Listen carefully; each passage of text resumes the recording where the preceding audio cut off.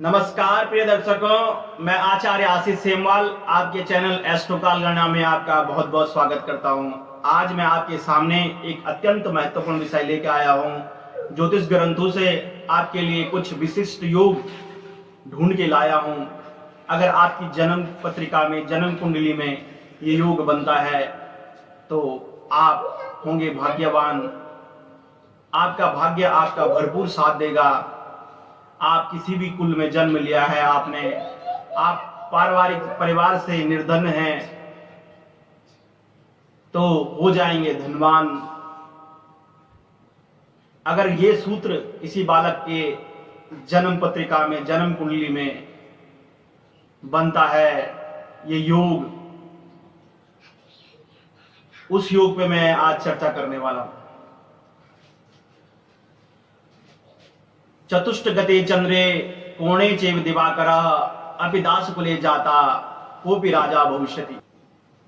जो जन्म कुंडली में चतुष्ट गते चंद्र, जो चार जो भाव होते हैं, मैं कई बार बता चुका हूं। जन्म कुंडली में केंद्र के जो चार भाव होते हैं, लग्न, चतुर्थ भाव और सप्तम और दशम, इनको केंद्र की संज्ञा दी गई है, विष्णु की संज्ञा दी गई है।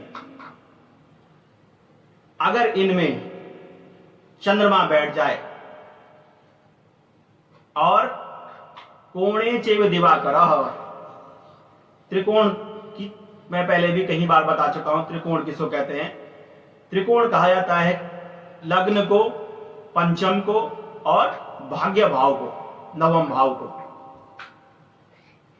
इसमें दिवाकर यानी कि सूर्य भगवान बैठ जाए, सूर्य ग्रह बैठ जाए तो अपि दास कुले जाता सोपि राजा भविष्यति। वो कितने भी निर्धन कुल में उसका जन्म हुआ है, उस जातक का, उस बालक का, राजा के समान वह जीवन जीने वाला होता है। आप समझेंगे जन्म कुंडली के आधार पर। केंद्र के जो भाव हैं, प्रथम भाव, चौथा, सातवां और दसवां, इसमें चंद्रमा बैठ जाए।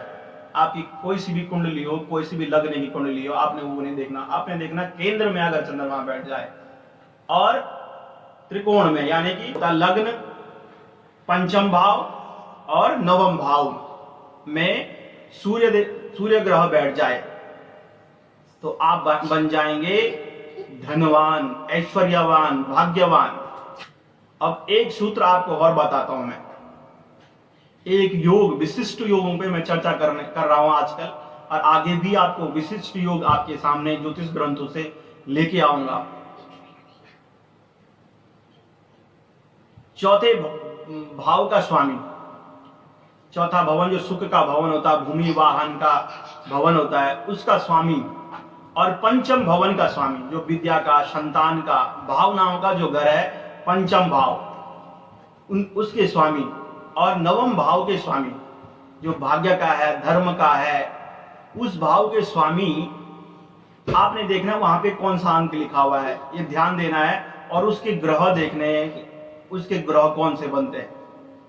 ठीक है, उसके स्वामी केंद्र में कहीं भी बैठ जाए। केंद्र का तात्पर्य है लग्न में, चतुर्थ भाव में, सप्तम में और दशम में केंद्र में बैठ जाए तो बहुत भाग्यवान ऐसा जातक होता है। जिसकी कुंडली में ये योग बना हुआ होगा तो वह बहुत भाग्यवान होगा।